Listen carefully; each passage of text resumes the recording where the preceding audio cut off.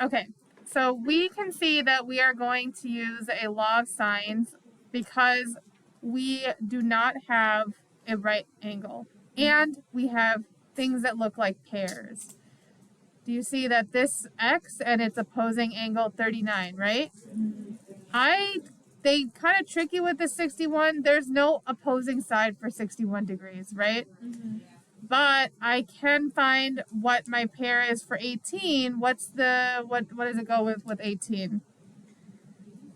So I'm going to do 180 minus 61 minus 39, and that gives me 80. So I'm going to put 80 degrees right there. Okay, so I've got my two pairs. That lets me do my law of sines, okay? Now, my variable is a side, so I'm going to put the sides on top. I'm going to put x, and what's the pair angle that goes with x? 39. Okay, so that goes sine 39.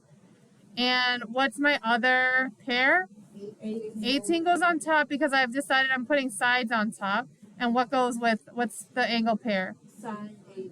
Good, so 80 is that pair. Now, when I just have my variable right here, I don't need to cross multiply both ways. All I need to do is multiply both sides by sine 39.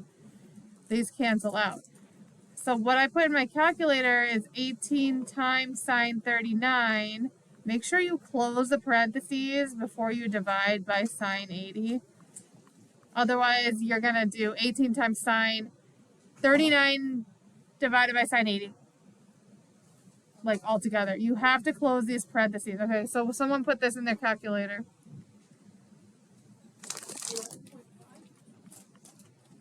Is that right for everyone?